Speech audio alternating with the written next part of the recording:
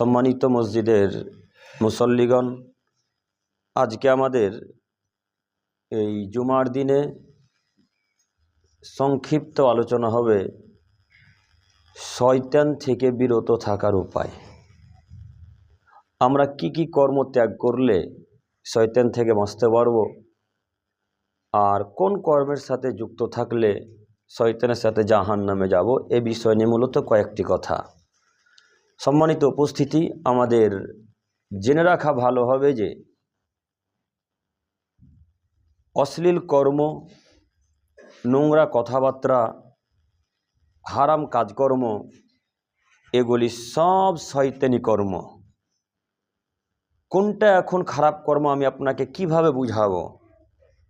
আপনার বিদ্যায়, আপনার বুদ্ধিতে, আপনার ব্রেন মস্তিষ্কে যেটা খারাপ লাগে সেটাই হলো শয়তানি কর্ম। পৃথিবীতে আসমানের নিচে জমিনের উপরে লাখো কোটি শয়তানের কর্ম আছে। তার একের পর এক পেশ করতে শুরু করলে জুমার খুতবা কেন সারাদিন সারা রাত্রি পার হয়ে যাবে, শেষ হবে না। তারপরেও কয়েকটি মূলত কথা বলবো ইনশাল্লাহ। সম্মানিত উপস্থিতি, পৃথিবীতে শয়তানি কর্মের সব থেকে বড় একটি কর্ম হচ্ছে সালাত ত্যাগ করা। এর চাইতে বড় কাজ শয়তানের আর নেই। শয়তান যেদিন, আল্লাহ তাআলা শয়তানকে যেদিন কাফের ঘোষণা করে দিলেন, সেদিন আল্লাহ তাআলার সাথে শয়তানের ওয়াদা যে আল্লাহ, আদমের ছেলেমেয়ের জন্য আপনি আমাকে কাফের ঘোষণা করলেন, তো আমার আপনার সাথে ওয়াদা চ্যালেঞ্জ থাকলো যে আপনার আদমের ছেলে মেয়েকে আমি যতদিন পর্যন্ত জাহান্নামে ভরে না দিচ্ছি ততদিন পর্যন্ত আমি শয়তান আজাজিল ইবলিস চুপ থাকবো না। এটা শয়তানের ওয়াদা আল্লাহর সাথে। তাই আল্লাহর সাথে ওয়াদা করে আজাজিল পৃথিবীর বুকে নেমে এসে আদমের ছেলেমেয়েরাকে শুধু পথভ্রষ্ট করতে চাই, আদমের ছেলেমেয়েদেরকে সালাত থেকে দূরে সরিয়ে রাখতে চাই, আদমের ছেলেমেয়েদেরকে হারাম কাজে লিপ্ত করাতে চাই। তার জ্বলন্ত হাজারো প্রমাণ আপনারা দেখতে পাচ্ছেন আপনাদের গ্রামে, গ্রামগঞ্জে, শহরে, যেখানে যাচ্ছেন সেখানে শয়তানি কর্ম। রাস্তাতে ঘাটে দেখবেন বাচ্চা ছেলেরা গান বাজাচ্ছে, এটাও একটা শয়তানি কর্ম। বিবাহের অনুষ্ঠানে গান বাজনা বাজে, এটাও একটা শয়তানি কর্ম। ওই যে আপনার 3 বছরের বাচ্চা ছেলেটা নুনু কাটবেন, ওই খাতনা দিবেন, তাও আপনারা গান বাজিয়ে খাতনা দিতে হবে, এটা তো বড় শয়তানি কর্ম। আপনাকে আমি কি দিয়ে বুঝাই শয়তানি কর্ম কোনটা? হাজারো কর্ম আমাদের গ্রামে শয়তানি লিপ্ত হয়ে আছে। শয়তান এখন গোটা পৃথিবীকে গ্রাস করে ফেলেছে। যেমন ইহুদিরা, যেমন খ্রিস্টানের বাচ্চারা গোটা মুসলিম জাতিকে নষ্ট করে ফেললো, যেমন নাসারার বাচ্চারা মুসলিম জাতিকে নষ্ট করে ফেললো, ঠিক তেমনই শয়তান গোটা পৃথিবীর মুসলিমদেরকে নষ্ট করতে এসেছে। এটা আল্লাহর সাথে তার চ্যালেঞ্জ। অতএব আপনাদেরকে আমি অনুরোধ করে বলতে চাচ্ছি, ব্রেন মস্তিষ্ক আল্লাহ দিয়েছে, বিবেচনা করে কাজকর্ম করেন। আল্লাহ বুদ্ধি দিয়েছে, বিবেচনা করে কাজকর্ম করেন, নইলে কিয়ামতের মাঠে টিকতে পারবেন না। আল্লাহ ব্রেন সম্পর্কে জিজ্ঞাসা করা হবে, ও মুরব্বী সাহেব, আপনাকে আমি এই বিদ্যা দিয়েছিলাম, এতটুকু জ্ঞান দিয়েছিলাম, জ্ঞান অনুপাতিক কি কর্ম করেছেন? এই কথা আল্লাহ জিজ্ঞাসা করবেন। যাই হোক, আমি বলতে চাচ্ছিলাম,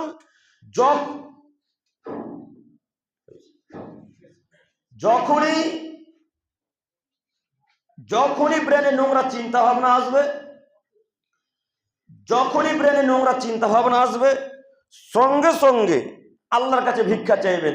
যখনই নোংরা চিন্তা ভাবনা আসবে, আল্লাহ সুবহানাহু ওয়া তাআলা হুবহুব কোরআন মাজিদের মধ্যে এইভাবে আয়াত পেশ করে বলছেন, ওয়া ইম্মা ইয়ানজাগান্নাকা মিনাশ শাইতানি নাজগ, হে আদমের ছেলেমেয়ে তোমরা শোনো, যখন শয়তানের কুমন্ত্রণা তোমাদের ব্রেনে ঢুকে যাবে, যখন শয়তান তোমাদেরকে পথভ্রষ্ট করাতে চাইবে, যখন শয়তানের চিন্তা ভাবনা তোমাদের ব্রেনে চলে আসবে, তখন তোমরা বলো, আল্লাহ তোমার কাছে আশ্রয় চাইছি আজাজিল শয়তান হতে, আল্লাহ তোমার কাছে ভিক্ষা চাইছি নোংরা আজাজিল ইবলিস শয়তান হতে, আল্লাহ তুমি আজাজিল হতে রক্ষা করো, আল্লাহ তুমি আজাজিল থেকে আমাদেরকে বাঁচাও।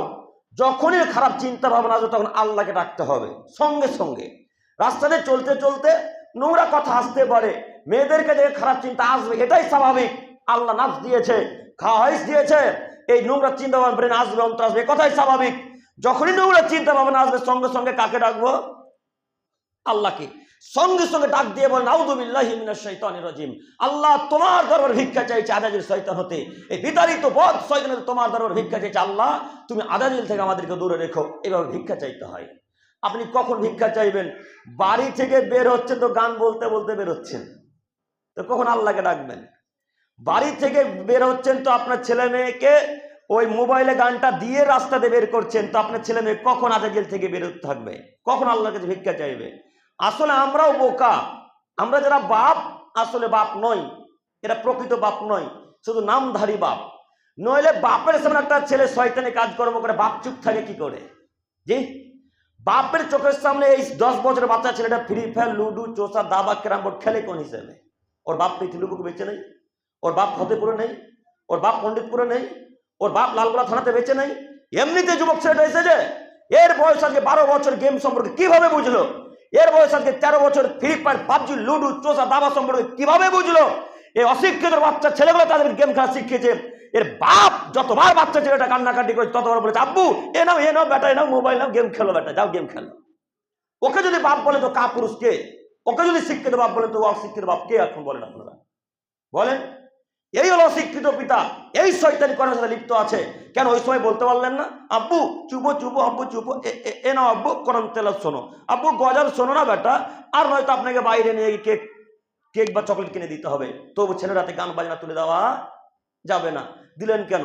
আপনারা দেখতে পান না, প্রায় মোড়ে মোড়ে বাচ্চা ছেলেগুলো সব একসাথে বসে দলবদ্ধ ফ্রি ফায়ার খেলে।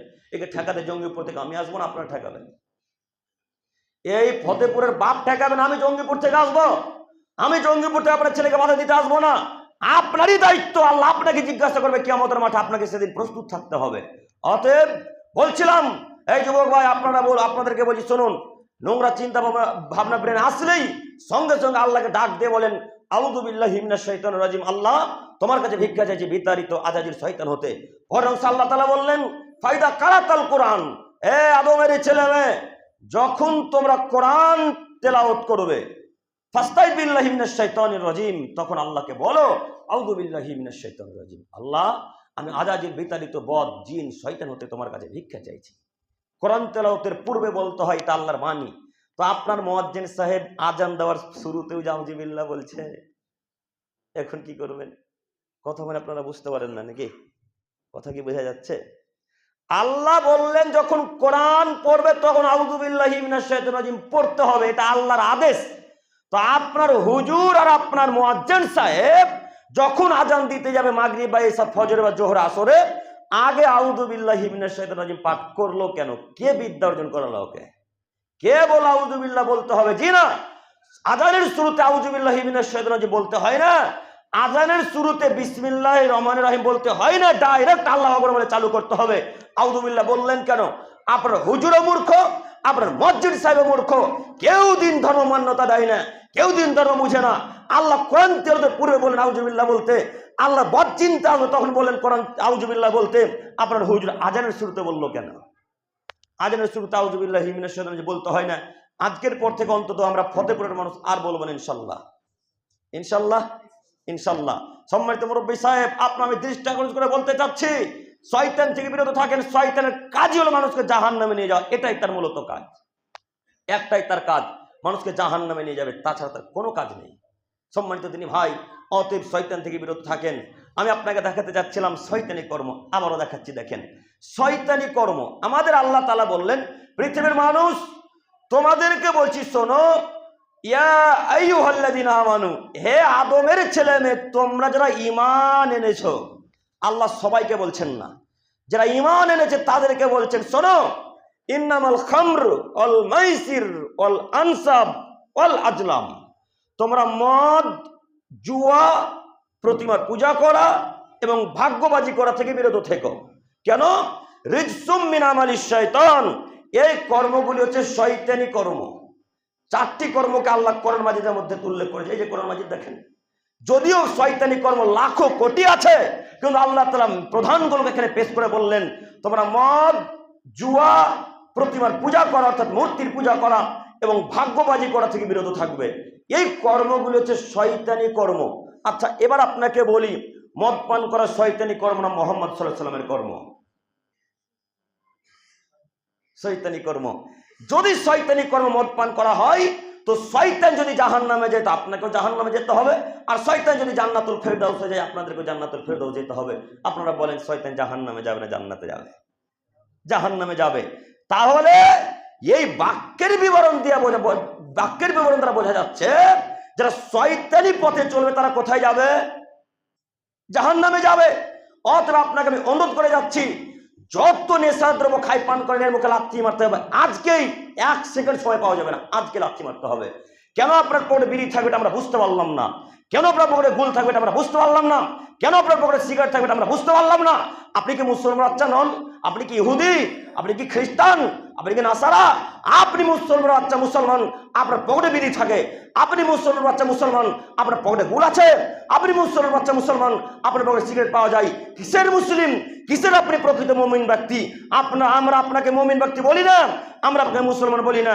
আমরা মনে করি লালগোলা, পণ্ডিতপুর, ফতেপুরের মানুষ যারা নেশাদ্রব্য খায় পান করে এরা গরুর গোশত খাওয়া মুসলমান, এদেরকে প্রকৃত মুসলমান আমরা বলি না। মুরব্বী সাহেব কথা খারাপ নিয়ে না, আপনাকে বলতেছি যে আপনি মুখ নিচে দিকে রেখেছেন কেন? আপনাকে বলছি কোন মায়ের বেটার ভিত্তিতে বিড়ি পান করা শুরু করল এটা আমাদেরকে বোঝান।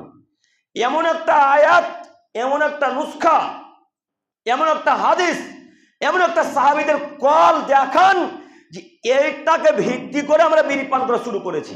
আচ্ছা, আপনারা কি মনে করেন ওই লালগোলাপ স্টেশন যেতে যেতে একটা মদের কাউন্টার আছে, দেখেন না? ওই মদের কাউন্টারে যে লোকটা মদ বিক্রি করে ওটাই কি শুধু মদ, না আপনার পকেটে যে বিড়িগুলো গুটকা আছে এটাও মদ? এটাও মদ। যদি এটাও মদ হয় তাহলে এটা খাওয়া হারাম, একেবারে টোটালে হারাম। আপনি কি হিসেবে মনে করলেন যে বিড়ি পান করলে পাপ হবে না, হারাম নয়? কি হিসেবে বললেন?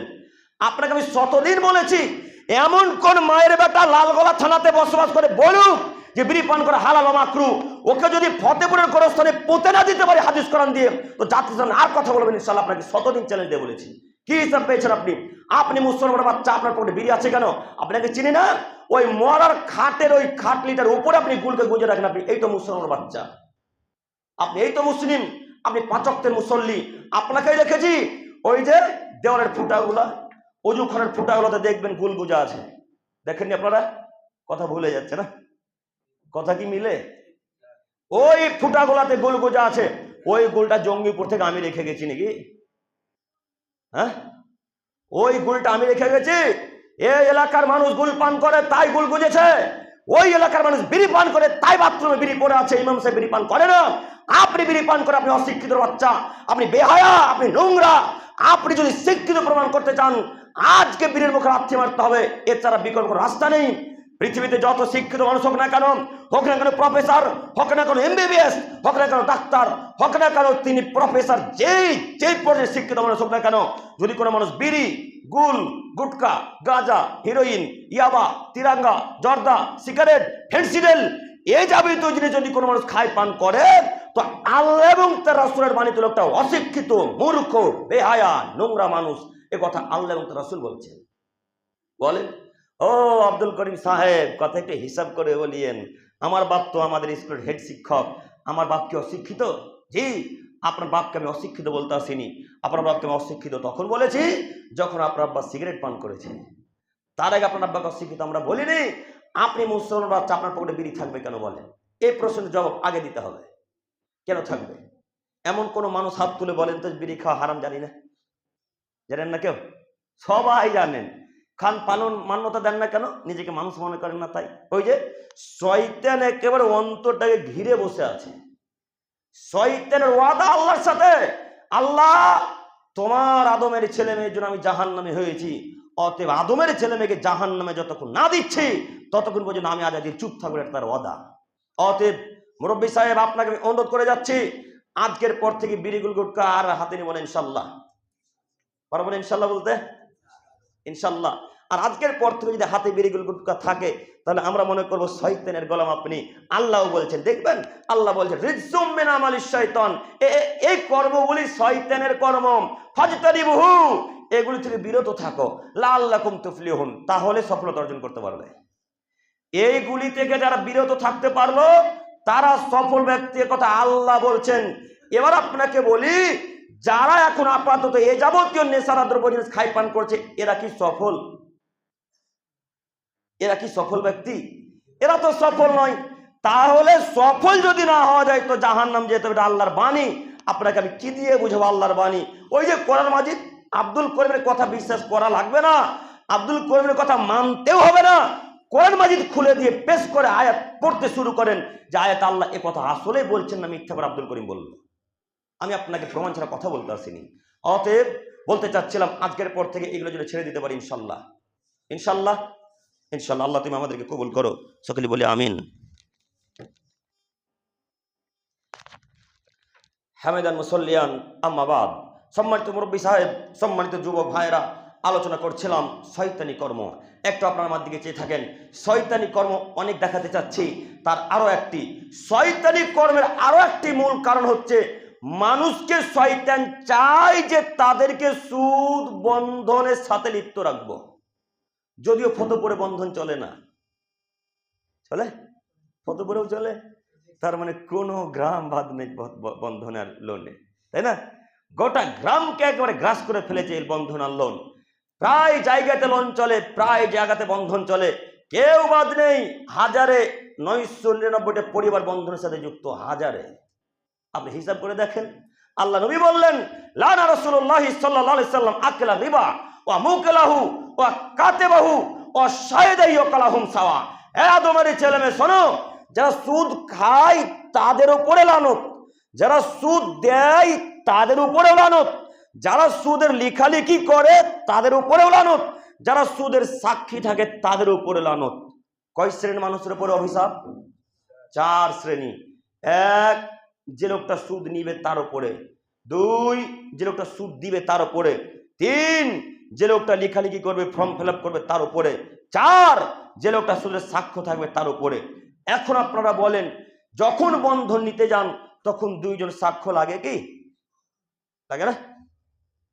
কথা বলে না, লাগে তো? যখন বন্ধন নিতে যান 2 জন সাক্ষ্য লাগে।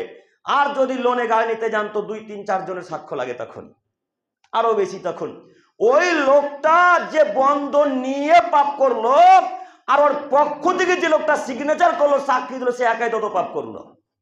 কথা বুঝতে পারলাম না? এখনো বুঝতে পারেননি? আবারও বোঝাচ্ছি, দেখেন আমার দিকে তাকান।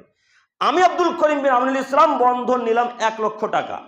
তো 1 লক্ষ টাকা আমি নিলাম, আপনি আমার সাথে সাক্ষ্য দিতে গেলেন যে হ্যাঁ আব্দুল করিম ভাই ভালো, ইনি টাকা মারে নাই, টাকা সময় মতো বুঝিয়ে দেন। এটা আপনি সাক্ষ্য দিলেন কার পক্ষ থেকে? আমার পক্ষ থেকে। তো আমি 1 লক্ষ টাকা বন্ধন নিয়ে যত পাপী, আপনি শুধু আমার পক্ষ থেকে সাক্ষ্য দিলেন সেই জন্য তত পাপী। কথা কি বুঝতে পারলাম? তো আজকের পর থেকে আর কারোর পক্ষে সাক্ষ্য দিতে যাবেন ইনশাল্লাহ, ইনশাল্লাহ। আর বন্ধনের নীতি এত খারাপ, যতক্ষণ পর্যন্ত 2 জন সাক্ষ্য না পাবে ততক্ষণ পর্যন্ত আপনাকে বন্ধন দিবে না। আপনি কেন বন্ধন নিলেন? কিসের এত আপনার অভাব?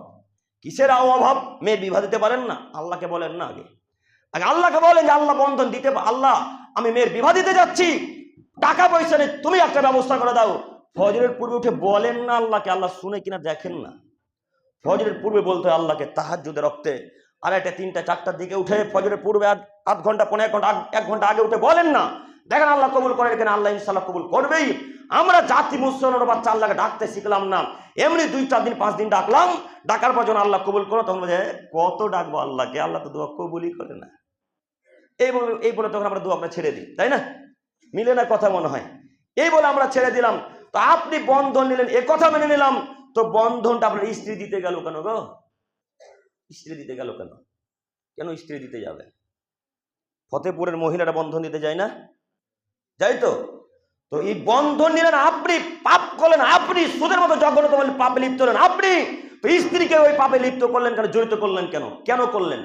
আপনার স্ত্রীর চরিত্র এত খারাপ, আপনার সামনে যখন বাড়িতে থাকে তখন যে কাপড়টা পরে পাট ছড়ায়, পাট আপনাদের জমিতে, ওই মাঠে পুকুরে ওই পাট ছড়া কাপড়টা পরে আপনার সামনে থাকে, আর যখন বন্ধন দিতে যাবে তখন কত সুন্দর সাজগুজ করে যাবে।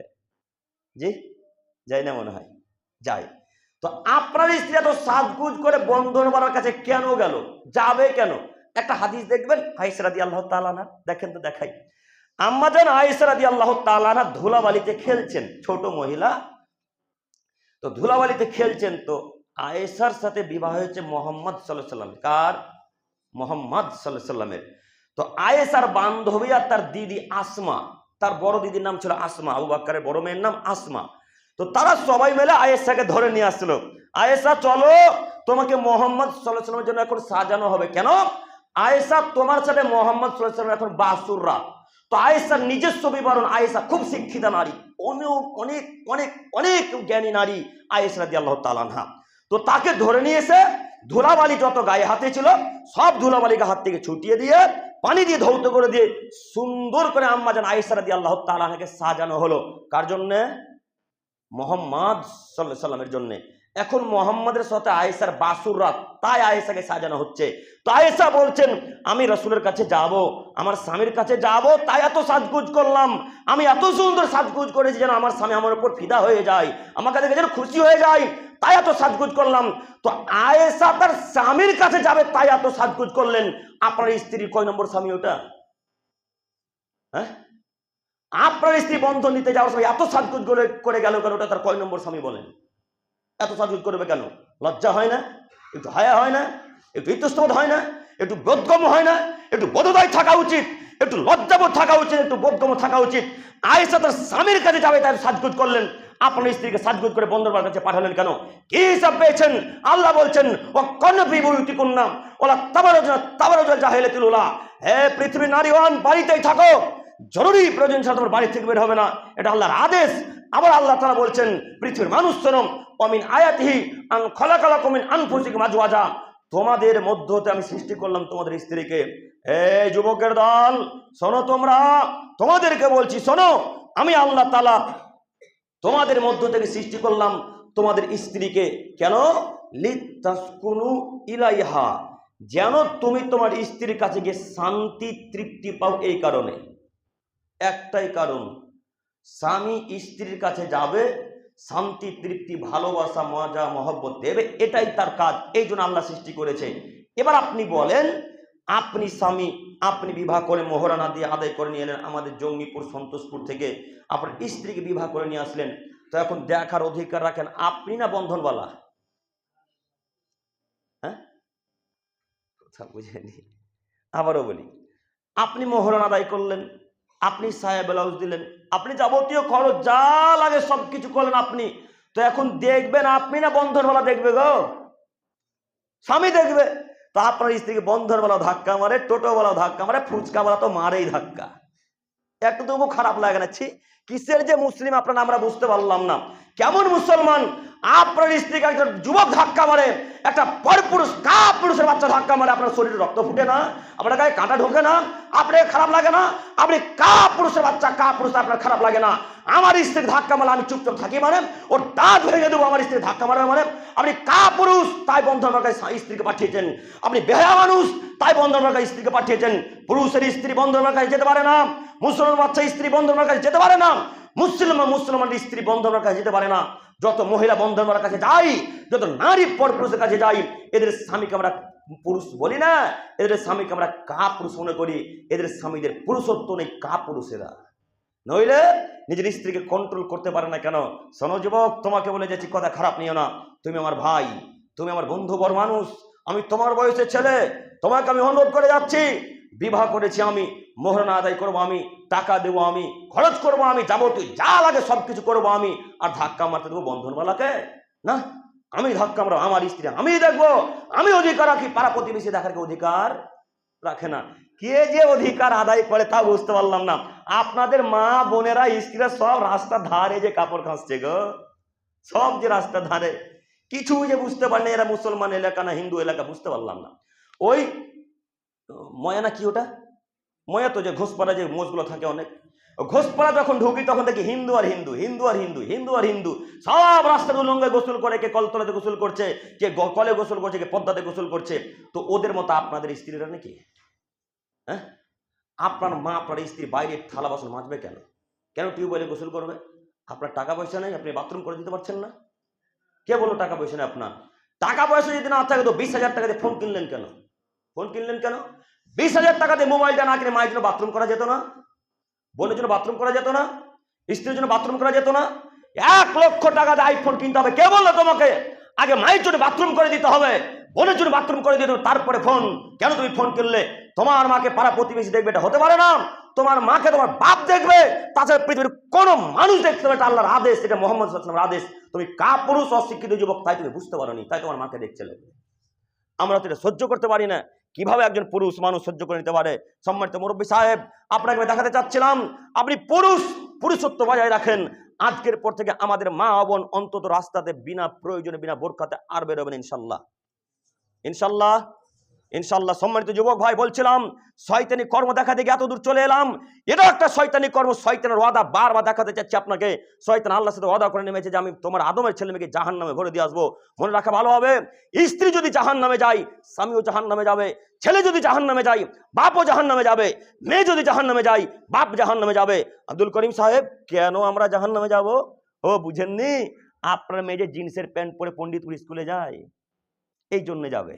আপনার মেয়ে যে লেগিংস পরে স্কুলে যায় এই জন্য যাবে। আপনি মনে রাখবেন, আপনি বাপ মানে মেয়েকে কন্ট্রোল করতে হবে, ক্ষমতা দিয়ে বজায় রাখতে হবে। আম্মু বিনা এইভাবে চলতে পারো না।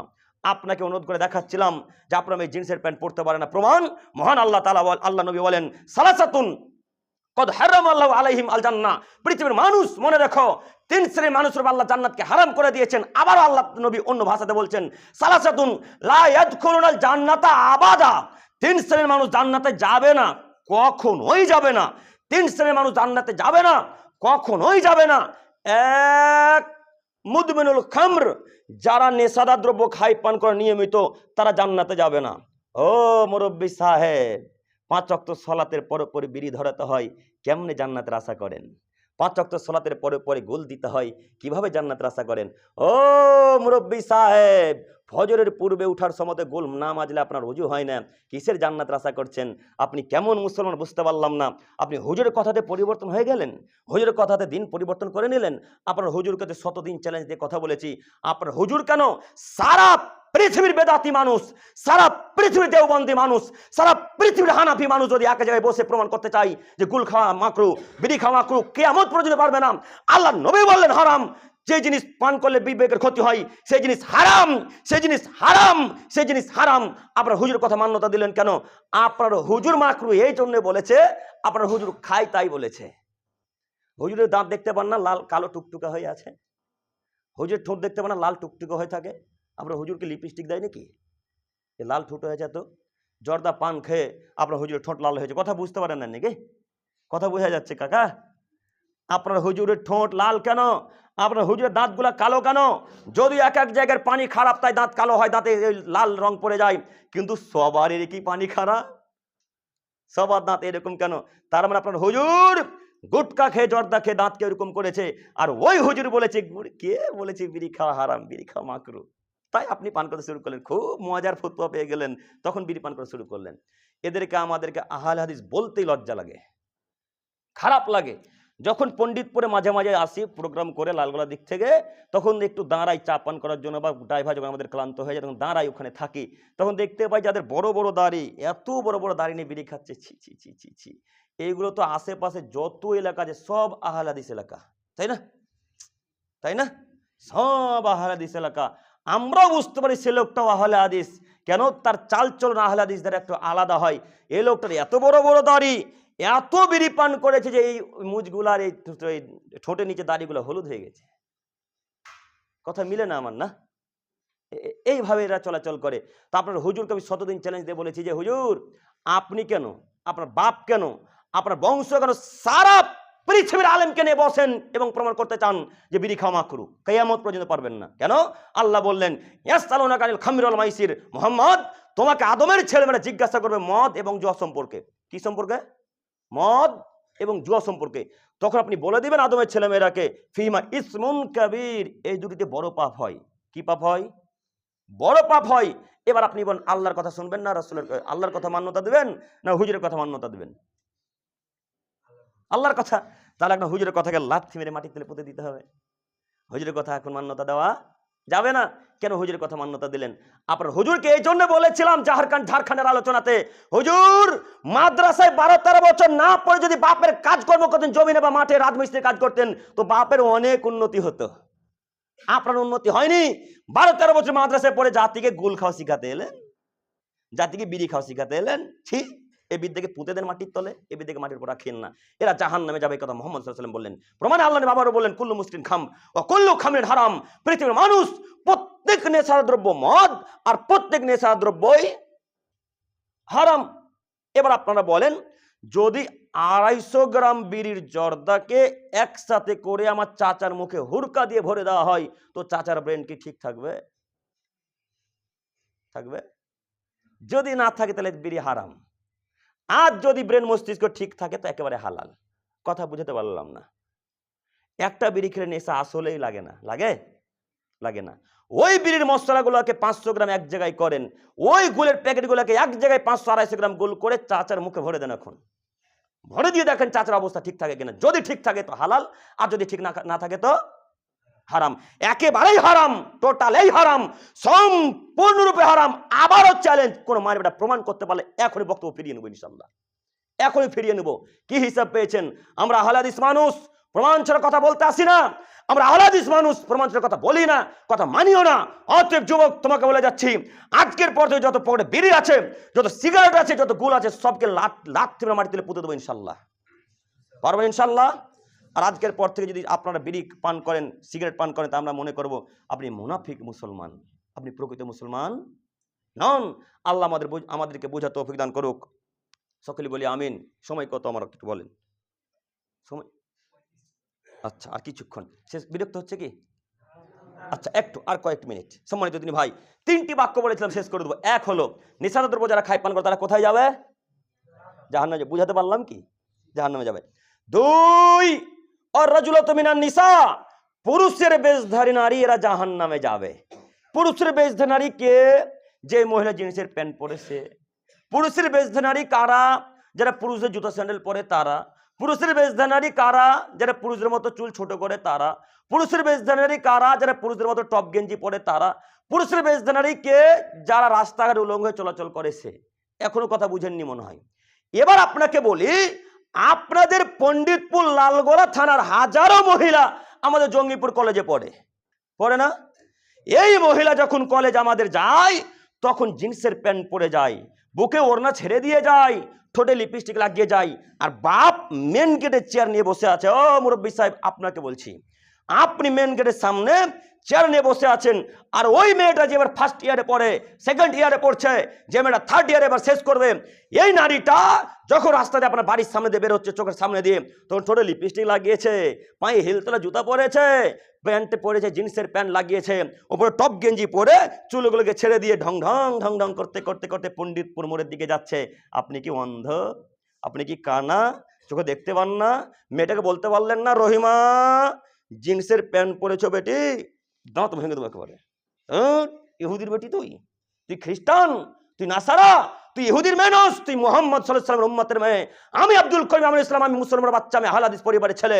আমার মেয়ে ওই জিন্সের প্যান্ট পরতে পারে না। আমার মেয়ে ইহুদিদের নীতিতে চলতে পারে না। আমার মেয়ে খ্রিস্টানদের নীতিতে চলতে পারে না। আমার মেয়ে হিন্দুদের নীতিতে চলতে পারে না। আমার মেয়ে বৌদ্ধ সাঁওতালদের নীতিতে চলতে পারে না। আপনার মেয়ে চলে, আপনি কাপুরুষ তাই চলেন। আপনার মেয়ে জিন্সের প্যান্ট পরে, আপনি কাপুরুষের বাচ্চা তাই আপনার মেয়ে জিন্সের প্যান্ট পরে। আমাদের বাড়িতে জিন্সের প্যান্ট 1 মাস থাকা বহু দূরের কথা, 1 সেকেন্ড নারীর জন্য জিন্সের প্যান্ট থাকতে পারে না। আপনার পরিবারে একটা মহিলা 1000 দিন জিন্সের প্যান্ট পরে, আপনি বাধা দিতে পারেন না কেন? কেন বাধা দিতে পারেন না? কিসের পুরুষ, কিসের বাপ আপনি? আপনাকে এই জন্য আল্লাহ নবী 1450 বছর পূর্বে বললেন, ইয়া মাসরা সাবাব মানে সাতামিন কোন বাপ ফালিতা জাওয়াজ, হে যুবকের দল, যদি ক্ষমতা হয় তাহলে বিবাহ করিও, ক্ষমতা না হলে বিবাহ করিও না। আল্লাহর আদেশ, রাসূলের আদেশ। কেন আপনি বিবাহ করলেন বলেন? মেয়েকে কন্ট্রোল করার, মেয়েকে নিজের আয়ত্তে রাখার যোগ্যতা নেই, ক্ষমতা নেই, তো বিবাহ করলেন কেন? কেন বিবাহ করলেন? আপনার বাপ বিবাহ দিয়েছে তাই মেয়েগুলো জন্ম নিয়েছে, নইলে মেয়েগুলো আসতো না। ওই পণ্ডিতপুরে যে পাগলা লোকটা থাকে মাঝে মাঝে, এ লোকটা যদি এখন বিবাহ দেন, এরও বাচ্চা হবে, কিন্তু এই ছেলে মেয়েকে মানুষ করতে পারবে না। এই পাগলের বিবাহ দিলে পাগলেরও বাচ্চা হবে, না কি বলেন? হবে না? পাগলেরও বাচ্চা হবে, কিন্তু পাগল বলতে পারবে না রহিমাকে, রহিমা জিন্সের প্যান্ট পরতে হয় না বেটি, জিন্সের প্যান্ট পরতে হয় না। এই কথা কে বলতে পারে? যে লোকটা পাগল নয় সে বলতে পারে। তার মানে ফতেপুরে যত লোকের বেটি, যত পুরুষের মেয়েরা জিন্সের প্যান্ট পরে, ওরা পণ্ডিতপুরের পাগলার চাইতেও খারাপ। ও পাগল তাই বলতে পারে যে পাগল থেকেও খারাপ, এদের কিছুই বলে না। তাহলে আপনাকে আমি কি দিয়ে বুঝাই? এখন আজকের পর থেকে যদি কোনো পুরুষ, কোনো নারী যদি জিন্সের প্যান্ট পরে, আমরা বাধা দিব ইনশাল্লাহ। অন্তত নিজের কন্যাকে তো ঠেকাবো, পরের কন্যাকে পারি চাই না পারি, পারবো না ইনশাল্লাহ। চাচা বুঝতে পারেননি কথা? ইনশাল্লাহ পারবো কি ঠেকাতে? শুধু জিন্সের প্যান্ট নয়, ওই লেগিংস না কি বলার একটা যে টাইট ফিটিং, যে একবারে উঠতে উঠতে উঠতে উঁচু থেকে মোটামি সব বোঝা যাবে, লেগিংস যত সম্ভব না, লেগিংস আর জেগিংস বলে মনে হয়। এই প্যান্ট আপনার মেয়ে পড়তে পাবে না, এটা আল্লাহ রসুলের আদেশ। কেন পড়তে পাবে না? এত টাইট ফিটিং প্যান্ট পরবে কেন? যার উঁচু নিচু সব বোঝা যাচ্ছে। সম্মানিত মুরব্বী সাহেব, এগুলো সব শয়তানি কর্ম। আপনাকে বারবার দেখাতে চাচ্ছিলাম, শয়তান থেকে বাঁচতে পারে যে জান্নাতে যাবে সে, শয়তান থেকে বিরত থাকতে পারে যে জান্নাতে যাবে সে। 3 দায়ুস আল্লাযী ইউকিরু ফি আহলিল খাবাস, বাড়িতে যে বেহে আপনার সুযোগ দেয় সেই লোকটা জান্নাতে যাবে না। অতএব দায়ুস ওই লোকটা যে বাড়িতে গান বাজনার সুযোগ করে দিল, দায়ুস ওই লোকটা যে ওটা নিজের মেয়েকে বাইরে চলতে সুযোগ করে দিল, দায়ুস ওই লোকটা যে মেয়েটাকে জিন্সের প্যান্ট পরতে সুযোগ করে দিল, দায়ুস ওই লোকটা যার স্ত্রী বাইরে গোসল করে, দায়ুস সে যার পরিবারে গান বাজনা বাজে, দায়ুস সে যার পরিবারে বিবাহে গান বাজনা বাজে, যার পরিবারে দিন রাত্রি সিরিয়াল চলে, এই লোকটা দায়ুস। এই লোকটা তাহাজ্জুদ দিয়ে জান্নাত পাবে না, 5 ওয়াক্ত সালাত দিয়ে জান্নাত পাবে না, হজ দিয়ে জান্নাত পাবে না। আল্লাহ নবীর বাণী, আল্লাহ নবী বলেছেন তাই জান্নাত পাবে না। অতএব আপনাকে আমি অনুরোধ করে যাচ্ছি, দায়ুসের খাতা থেকে যে কোনো মূল্যে নামকে কাটাতে হবে ইনশাল্লাহ। পারবো না? দায়ুসের খাতা থেকে নাম কাটাতে হলে প্রথমত পরিবারের গান বাজনা টিভি সিরিয়ালের মুখে লাথি মারতে হবে। পারবো আজকে থেকে? কি পারবেন না? আপনি তো স্ত্রী কথাতে চলেন, স্ত্রী কথাতে উঠেন আর স্ত্রীর কথাতে বসেন। তো আপনার স্ত্রী তো সিরিয়াল না হলে ভাতও খাবে না, সিরিয়াল না চললে কোনো কাজও করবে না। এ তো আপনার স্ত্রীর গতি। আর আপনিও তাই, স্ত্রীর কথাতে চলছেন, স্ত্রীর কথাতে বসছেন। কখন কখন যে স্ত্রীকে দায়িত্ব দিয়ে দিলেন, নেতৃত্ব দিয়ে দিলেন, আমরা বুঝতে পারলাম না। আল্লাহ নবী বললেন, আল্লাহ বললেন ক্ষমতা নেতৃত্ব দিবে কে? পুরুষ। নেতৃত্ব দিবে কে? পুরুষ। তো পরিবারে নেতৃত্ব দেয় মহিলা, রাজ্যেও নেতৃত্ব দেয় নারী, জেলাতেও নেতৃত্ব দেয় নারী, থানাতেও নেতৃত্ব দেয় নারী, সব জায়গায় নারী, সব জায়গায় নারী। তো ওই পরিবারের সুখ শান্তি ফিরে আসে কি হিসাবে? কি হিসাবে পারে? আপনি পুরুষ, ক্ষমতা দিবেন, নেতৃত্ব দিবেন কে? আপনি। তো আপনি নেতৃত্ব মেয়ের হাতে, নারীর হাতে তুলে দিলেন কেন? আপনার স্ত্রীর কথাতে উঠছেন কেন? স্ত্রীর কথাতে উঠা বসা এইভাবে যাবে না। তবে হ্যাঁ, স্ত্রী যদি ভালো কথা বলে তো মেনে নিতে হবে, আর যদি তার কথা হাদিস কোরআনের সাথে না মিলে তো লাথি মেরে ফেলে দিতে হবে। বুঝতে পারেননি? ফেলে দিতে হবে। অতএব আপনাকে আমি অনুরোধ করে বলে যাচ্ছি, স্ত্রীকে কন্ট্রোল করেন, গান বাজনা বাড়ি থেকে হটিয়ে দেন, নইলে কিয়ামতের মাঠে খুব কঠিন সময় চলে আসবে, যেদিন কোনো মায়ের বাড়ির ক্ষমতা চলবে না, রাজত্ব চলবে না। সেদিন আল্লাহ তাআলা বলবেন, লিমানিল মুলকুল ইয়াউম, পৃথিবীর মানুষ বলো আজ ক্ষমতা কার, বলো যে রাজত্ব কার, আজকে বাদশাহী কার, তোমরা সকলে বলো। তখন সবাই আমরা এক বাক্যে উত্তরে বলবো, আল্লাহ ক্ষমতা আপনার, বাদশাহী আপনার, রাজত্ব আপনার, বাদশাহী আপনার, আপনি রাজা, আপনি প্রধানমন্ত্রী, আপনি ধীরাজা, সব ক্ষমতা আপনার হাতে। অতএব আপনি যা করবেন আজকে তাই হবে। সেই দিন যদি আল্লাহ তাআলা বলে, ও আব্দুর রহমান সাহেব, আপনার পরিবারে গান বাজছিল, আপনি কি করছিলেন? আল্লাহ যদি এই বাক্য করে বসে, তাহলে আপনি কিভাবে উত্তর দেবেন একটু ভেবেছেন কি? পরিবারে এখনো গান বাজনা চলে। শুধু কি পরিবারে, এই যে ভাইদের মোবাইলগুলো এখন হয়তো মোবাইল নিয়ে আসেনি, এদের মোবাইল চেক করেন, মোবাইলে গান বাজনা পাবেন। পাওয়া যাবে না? পাওয়া যাবে। মোবাইলে তো পাবেনই। এদেরকে যখন আমরা কল দিচ্ছি তখন এদের মোবাইলের ভেতর থেকে গান বাজনা আসছে, গানের আওয়াজ আসছে, যাকে কলার টিউন বলেন। তো কলার টিউনটা সেবা আপনাকে করতে হলো কেন? আপনি কি খ্রিস্টান নাকি? আপনি কি ইহুদি? আল্লাহর নবী আর আব্দুল্লাহ চলে যাচ্ছে রাস্তা দিয়ে, মক্কা এবং মদিনা কোন একটা অলিগলি দিয়ে, মক্কা এবং মদিনা উল্লেখ করা নেই, তবে কোন একটা অলিগলি দিয়ে চলে যাচ্ছেন। তো রাসূল সাল্লাল্লাহু আলাইহি সাল্লাম কানের শব্দ শোনা মাত্রই, যেমনই কানের আওয়াজ রাসূলের কানে আসলো, আল্লাহ নবী তার 2 হাতের শাহাদাত আঙ্গুলকে শক্ত করে কানের ভেতরে ভরলেন, খুব শক্ত করে, যেন কোনো আওয়াজ না আসে। শক্ত করে কানের ভেতরে ভরে নিয়ে দ্রুত দৌড়ে রাস্তা থেকে চলে গেলেন। অনেক দূরে গিয়ে দাঁড়িয়ে আব্দুল্লাহ ইবনেকে ডাক দেওয়া, আব্দুল্লাহ হাল তাসমাউ শাইয়া, আব্দুল্লাহ কোনো কিছুর আওয়াজ পাচ্ছ? আব্দুল্লাহ গানের শব্দ পাচ্ছ কি? তখন আব্দুল্লাহ রাদিয়াল্লাহু তাআলা আনহু বললেন, লা, জি না আল্লাহ নবী, কোনো আওয়াজ পাচ্ছি না।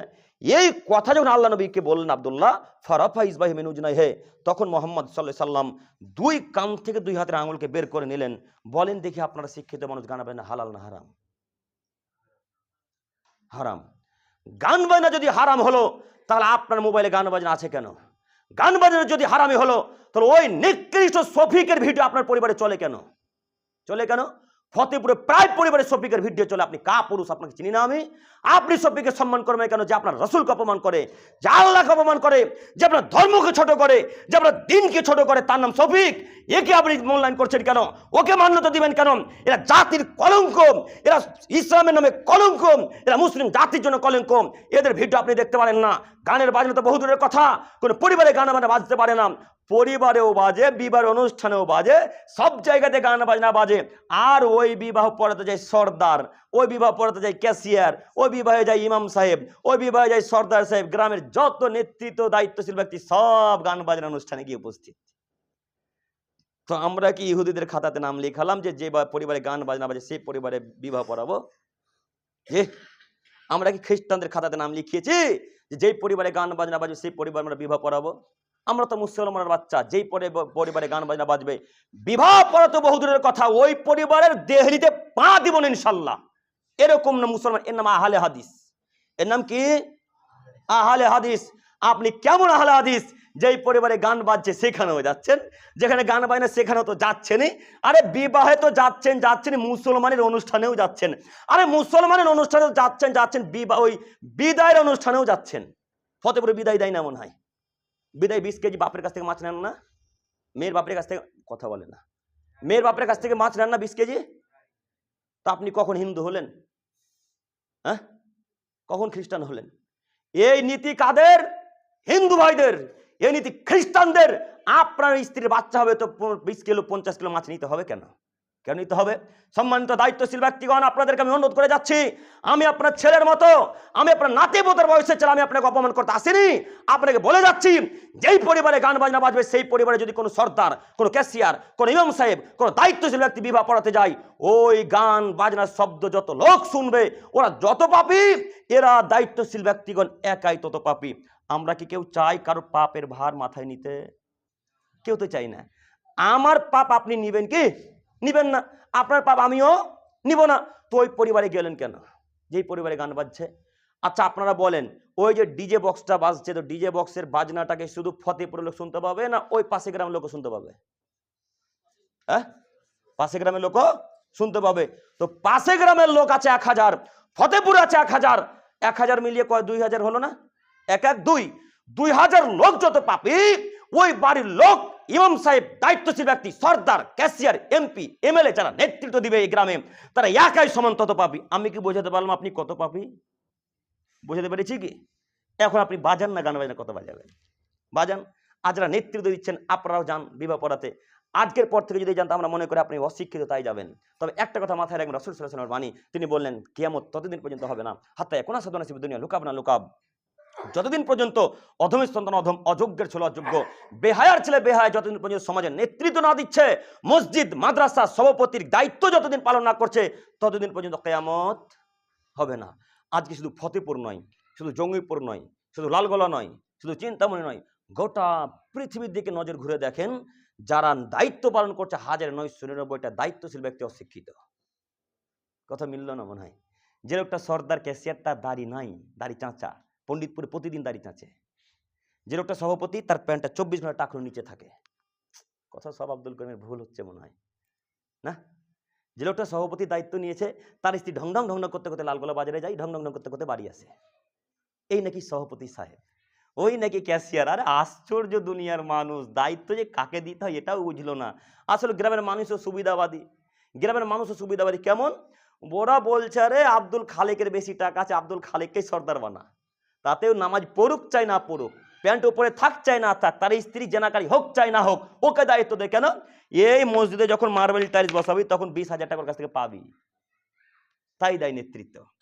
সব সুবিধা মতো চলে, যে যার নেতৃত্বে চলে। আর আল্লাহ তাআলা এবং তার রাসূল বলছে নেতৃত্ব দেবে তারাই যারা সালাত, আমানত, খেয়ানত করে না, আমানত রক্ষা করে, যারা ওয়াদা রক্ষা করে, যারা ওয়াদা ভঙ্গ করে না, তারা নেতৃত্ব দিবে। তো যারা নেতৃত্ব যে সবাই যে হারামখোর আর বেনামাজি, এখন কিভাবে চলে সমাজ?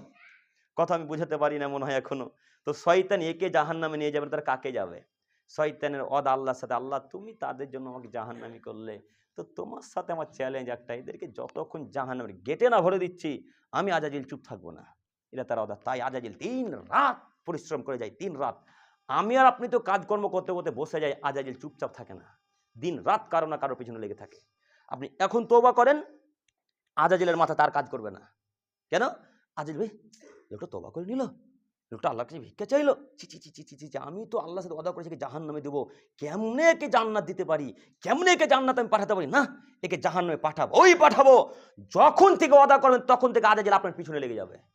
যখন থেকে আল্লাহর কাছে তওবা করবেন তখন থেকে আজাজিল পিছনে লেগে বলবে তোবা করলি, গান বাজনা আর একবার শোন না, শোন আর একবার শোন। এইভাবে আজাজিল বলতে বলতে বলতে বলতে অন্তরটাকে নরম করে দেয়, তখন আবার গান বাজনা মোবাইলে দেখে হাত চলে যায়, যাই না? হাজারো দিন চেষ্টা করেছেন বক্তাদের বক্তব্য শুনে যে গান বাজনা আর শুনবো না, 2-3 দিন পালন করেছেনও ঠিকই, 4 দিনের মাথা তার কন্ট্রোল করতে পারলেন না। এরকম হয় না ভাই? হচ্ছে। তা আল্লাহ আমাদেরকে বোঝার তৌফিক দান করুক, সকলে বলি আমিন। আল্লাহ তোমার দরবার ভিক্ষা চাইছি, সময় শেষ পর্যায়ে এসে তোমার দরবার ভিক্ষা চাইছি। মালিক তুমি তো দয়াশীল ক্ষমাশীল আল্লাহ, তুমি আমাদেরকে আজাজিল শয়তান বদ নিকৃষ্ট শয়তান থেকে আমাদেরকে বিরত রাখো, সকলে বলি আমিন। আল্লাহ তোমার দরবার ভিক্ষা চাইছি, যত যুবক বিশেষ করে তাদেরকে তুমি নেশাদ্রব্য পান করা থেকে বিরত রাখো, সকলে বলি আমিন। আল্লাহ তোমার দরবারে ভিক্ষা চেয়ে বলি মালিক তুমি তো দয়াশীল ক্ষমাশীল মালিক, তোমার দয়া আশাধারী, তুমি ক্ষমার সাগর দয়ার সাগর, তোমার দরবারে ভিক্ষা চাইছি তুমি আমাদের সমস্ত দিনই ভাই ও বোনদেরকে মোহাম্মদ সাল্লাল্লাহু আলাইহি ওয়াসাল্লামের পদ্ধতিতে চলার তৌফিক দান করো, সকলে বলি আমিন। আল্লাহ তোমার দরবারে ভিক্ষা চাইছি, তুমি বড় ক্ষমাবান, তুমি বড় দয়াশীল, তুমি বড় রহমান, তোমার দরবারে ভিক্ষা চাইছি তুমি আমাদের সমস্ত মুসলিম ভাই ও বোনদেরকে রক্ষা করো, হোক না কেন সে ফিলিস্তিনে, গাজাতে, মুম্বাই, যেখানে থাক না কেন আল্লাহ, বিশেষ করে যারা মুসলমানরা নির্যাতিত যেখানে যারা, তাদেরকে তুমি রক্ষা করো, সকলে বলি আমিন। আল্লাহ তোমার দরবারে ভিক্ষা চাইছি আমাদের বিশেষ করে যারা মুরব্বী সাহেব এবং যুবক ভাইরা নেশাদ্রব্যের সাথে আসক্ত,